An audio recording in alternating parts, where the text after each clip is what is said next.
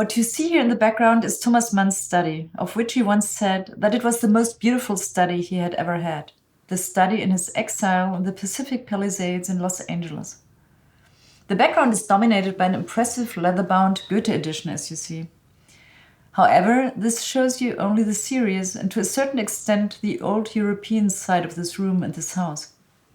If you could follow my gaze and look out of the window, you would see another side. Palm trees, a very blue sky, and the very bright ambience, so very different from Germany.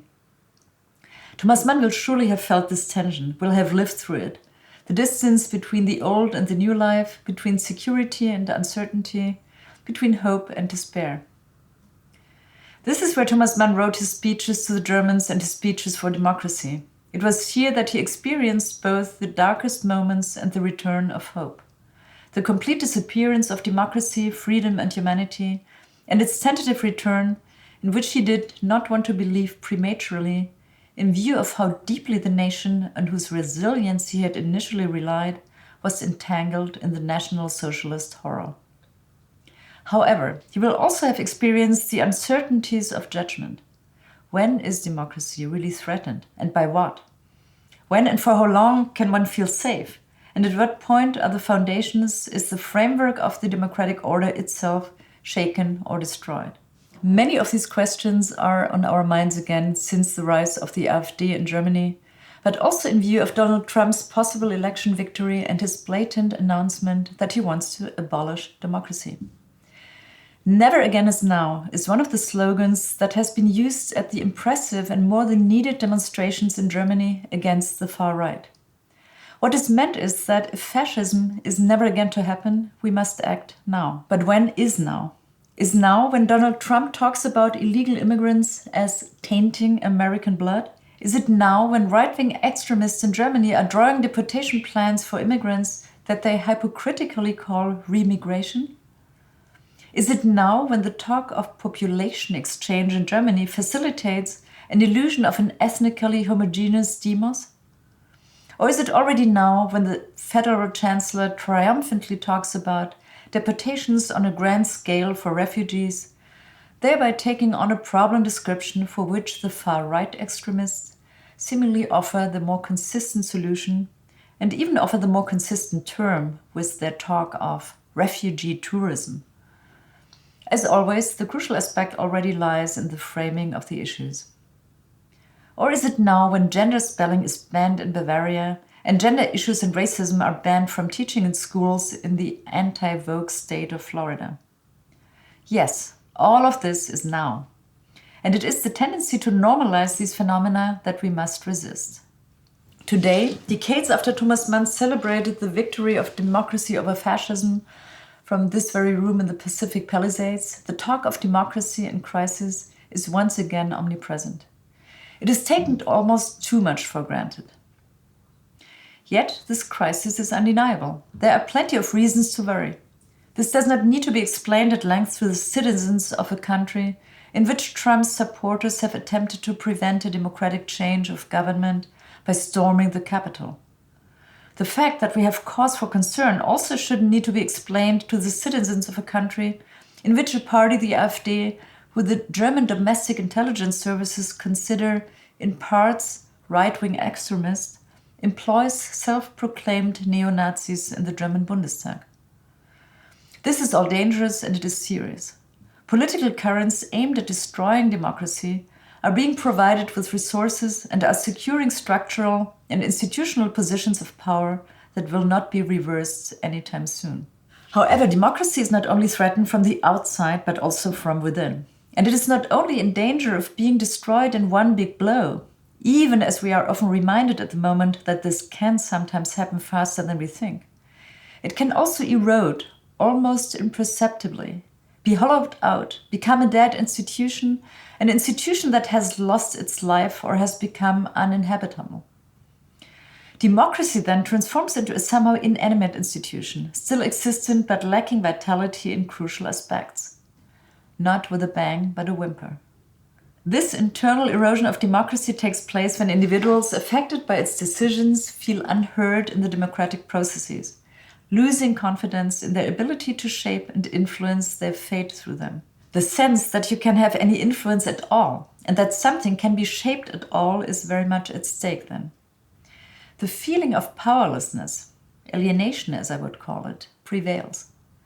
The effectiveness of populist slogans like "take back control" or the desire to build walls to maintain control shouldn't come as a surprise under these circumstances. Yet, the feeling of powerlessness is not just a feeling or a subjective impression. The powerlessness is real in some respects, even if taking back control is an illusionary answer. People don't just feel powerless, in some sense they are. There seems to be a lack of democratic power to shape the basic structures of society that points to structural limitations and structural reasons for the crisis of democracy. This has to do with a number of complicated issues and three important questions of democracy. Firstly, who decides? Who is the democratic sovereign and who is, like many of the migrants living in our countries, excluded from even the most basic rights to participate? Secondly, how are decisions made? Are the democratic procedures flexible and responsive enough? This concerns, among other things, the question of more direct and less direct forms of democracy and the institutions of agenda setting and decision making. But there is a third question that is less discussed, namely the important question of what is and can be decided in the first place. The economic foundations of our common life, questions of the organization of work and property, for example, seem to exist in an almost pre-democratic realm. In liberal democracies, economic issues are all too often considered a private matter to a certain extent, even if politics always creates the framework conditions for the economy.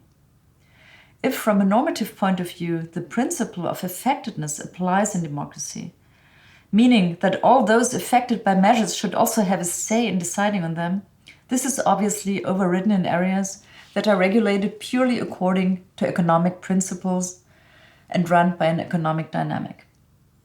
But then, if things that are of paramount importance for public and social life cannot even enter the realm of joint deliberation and decision-making, then the scope of democracy is not large enough. If the question of democracy is the question of the participation of everyone in the self-government of all, then it is weakened when areas of public concern are removed from democratic debate. As it turns out, the crisis of democracy is not only a crisis of democracy, but a crisis of crisis solving, not least a crisis of dealing with the tension or even contradiction between democracy and capitalism.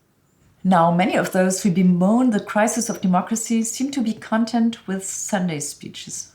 Time and again, a loss of trust or social cohesion is identified as the cause of the crisis, and the declining willingness to identify with the community is lamented. Time and again, democratic values are appealed to. But what if it is not the loss of trust, but our democracy's loss of trustworthiness that is the problem? And what if not the loss of social cohesion, social belonging, and shared values, but the destruction of the very sources for social cooperation, for solidarity in other words, is the problem? The experiences of democratic alienation or alienation from democracy have concrete, material, social causes. Loss of trust and the loss of social cohesion are only a symptom of the literal disappearance of the democratic common, of what we have in common in a democracy and what we democratically make into a common. Democratic cooperation does not take place in a vacuum, but in shared spaces and institutions, a joint social infrastructure.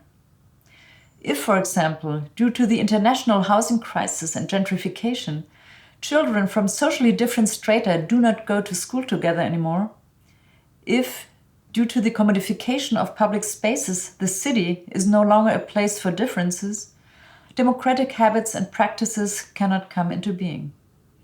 When social inequality intensifies to the extent that the extremely wealthy and the impoverished do not seem to live on the same planet anymore, democracy is endangered.